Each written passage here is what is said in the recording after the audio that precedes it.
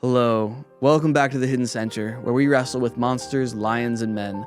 I'm your host, Dennis Damone, a lover of wisdom, words, and wonders. This is part 2 of a 4-part series on my great hero, Socrates, who has been becoming more and more relevant in our current culture. He's being referenced on YouTube a good bit, and I think he's even more relevant, perhaps, than we realize. For today, I want to focus on the life of Socrates. We're trying to figure out why we should care about this man, and it's often helpful just to hear the story of a person. Now, if you want to hear the basic autobiographical, or just biographical, not autobiographical, silly mistake, moving on, the biographical details, just if you type in who was Socrates, you'll see a ton of 3 and 5 minute videos that'll give you the basics. I don't want to talk about those basics, though. You can learn elsewhere that he lived in the 5th century BC, that he died in 399 BC, and that he was arguably the founder of Western philosophy. What I want to talk about is not so much the details you read in the history book, but the stories of his life. Socrates' life is full of stories. The story goes that one day he was walking down the street and encountered a young man named Plato. Plato would later become famous in his own right, but at the time, he was just a wealthy, aristocratic young man off to present his plays to the yearly competition. There was a yearly competition in Athens for the greatest playwright, and Plato was convinced that he could win it. He probably could. But Socrates stopped him and began asking him about why he wanted to win these awards.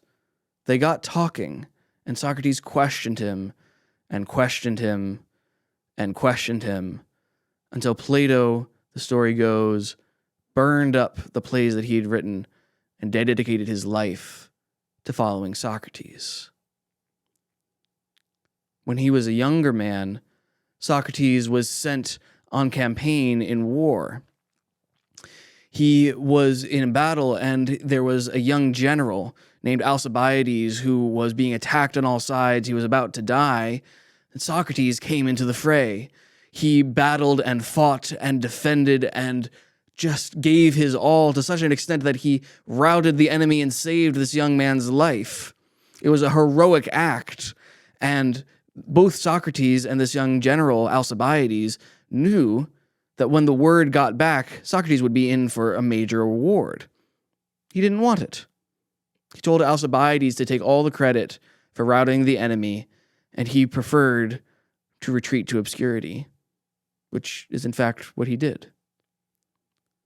Supposedly, on the same campaign, the men found Socrates standing out in the snow, completely still for 24 hours or more, just standing there, looking off into the distance, thinking deep thoughts.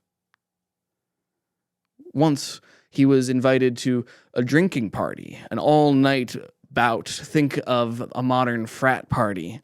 There were women present who were almost certainly there for things more than just pretty faces. They drunk so much that everyone else was drunk underneath the table, passed out on the ground. But Socrates, though he drank with the best of them, never passed out. Instead, when everyone else was falling asleep from drunkenness, he got up, bowed to the rising sun, and went on his way. He was friends with the strangest people.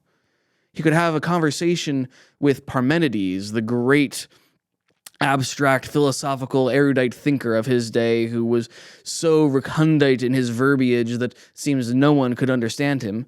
But he could also have a conversation with the plumber, as it were, the tradesman, the shoemaker, the horse bridle maker.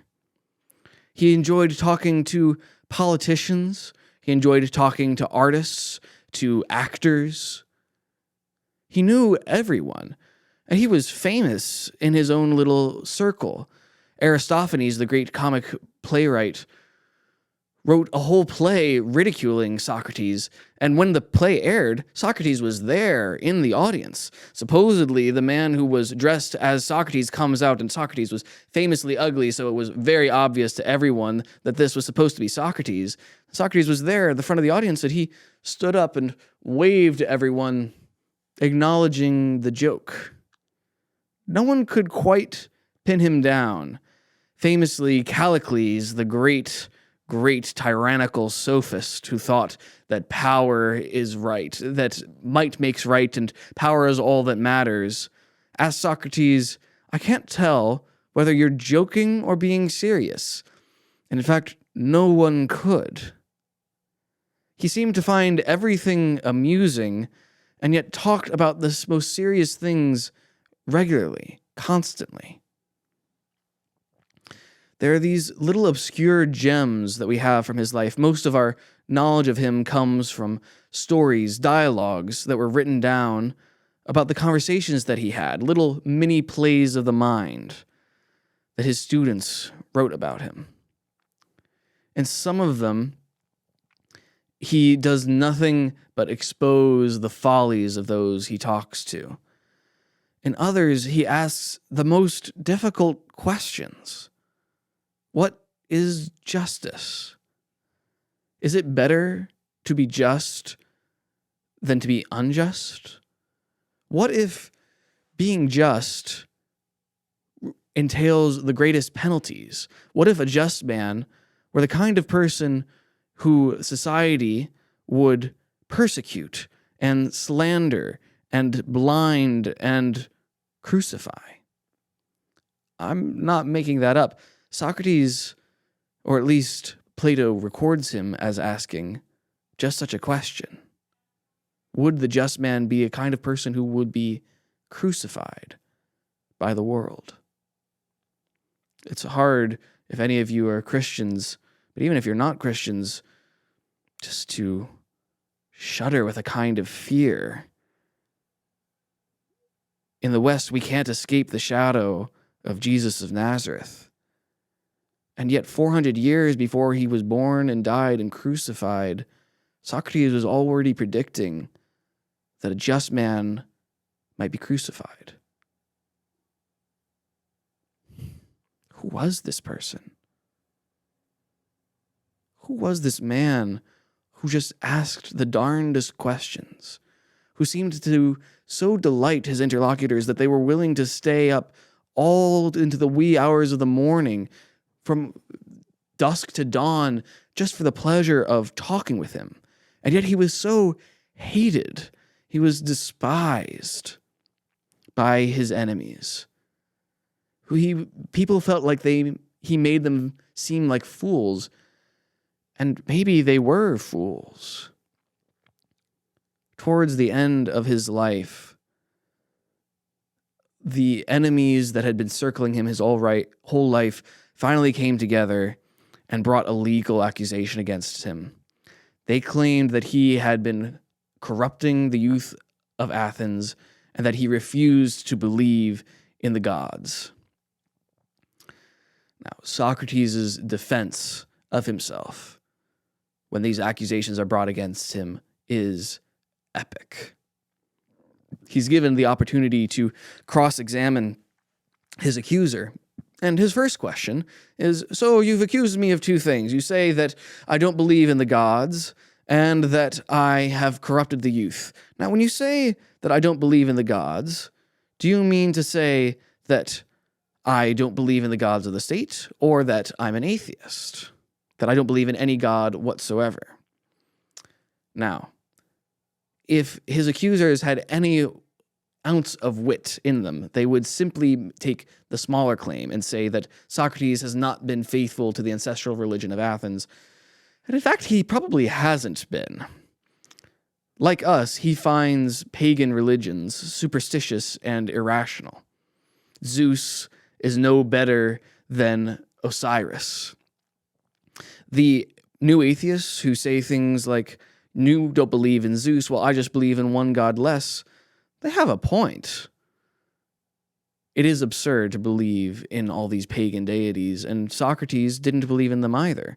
But his accusers weren't smart enough to limit their claims. They wanted to go full throttle. They said, "You're an atheist. You don't believe in anything divine whatsoever." Socrates was able to dismiss this as easily as can possibly imagine. His whole life, he had been talking about how there was a kind of spiritual sign, a spirit that he believed followed him around. Now, this can sound extremely irrational to us, but I want to refer you to the work of John Vervaeke, in which he discusses the demonic sign, daemonic, not demonic, of Socrates, and shows how it can be a source of great rational reflection. Be that as it may, Socrates believed that this voice that would tell him not to do things was divine. And if you believe in something divine, you believe in at least something godlike. That's simple logic. You believe in a god if you believe in something divine. He refuted that accusation as quickly as you could. Then he was told that he was corrupting the youth of Athens. And again, what did he do with the youth? He walked up to them and he asked them, what is virtue? What is excellence? What does it mean to be just? What does it mean to be honest? What does it mean to be courageous? What does it mean to be temperate? If you follow the stories that we have of him, it's clear that when he's asking these questions, he's not trying to tear down our belief in virtue. Rather, he's trying to strengthen it. He's trying to give people the resources to be virtuous, to be excellent, to be courageous and just and moderate, to possess the qualities of character that we need in order to face the slings and arrows of life. How can that be corruption? To teach virtue? It was two absurd accusations. And yet, Socrates had annoyed enough people that he knew that he was not going to get away free unless he did the one thing that would make them happy, and promised to give up philosophy.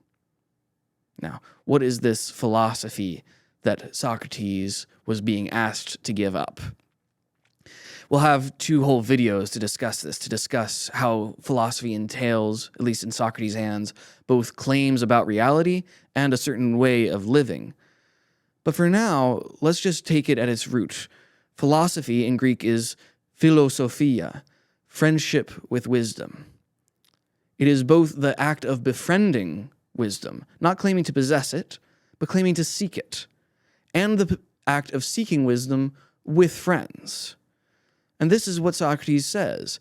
He says that the life not spent examining myself and others about the questions of goodness and virtue is not worth living. The life in which we don't every day go out and ask, what is goodness? What is good in this particular circumstance? Seeking to know it? That life's not worth living, Socrates claimed. That's a bold claim. I don't know about you, but I've spent a good portion of my life in which most of my days were not spent examining myself and others in friendship, seeking knowledge of virtue and goodness. Speaking of knowledge of that which is good in itself. And yet, Socrates was willing to die for this claim. He preferred death to giving up the philosophic life, the life of seeking wisdom with friends, the life of befriending wisdom. What was it that he knew? What was it about philosophy that so enraptured him that he preferred death to abandoning her? Is there anything in your life that you value that much? There are certain people in my life that I hope I value that much, but abstract claims about the nature of reality? Socrates was willing to die for those?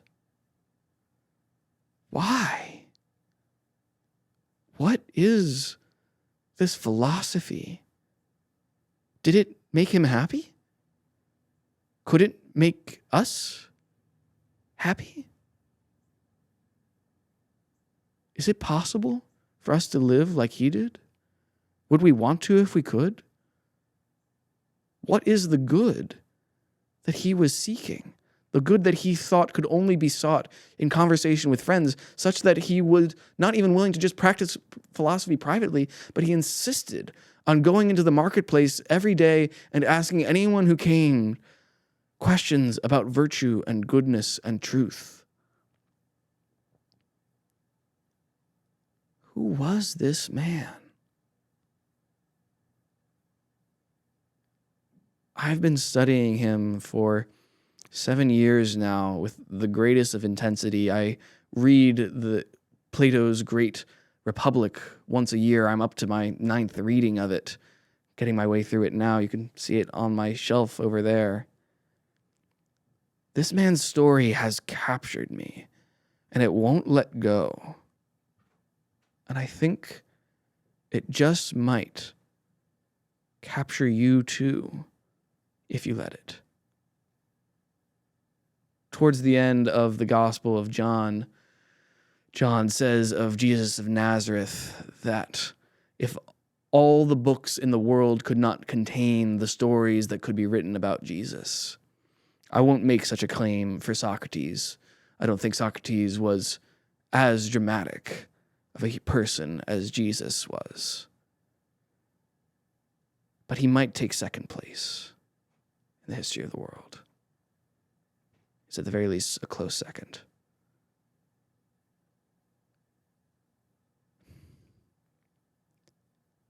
And I think that in a world like our own, in which we have so few people to admire, to look up to, maybe Socrates can help us to know how to live. That, anyway, is the hope that I have as we turn to examine Socrates' philosophy, the things that he thought were true, and the ways that he lived and invited us to live as well. I hope you'll check out those videos. But for now, as always, thank you for your time and attention.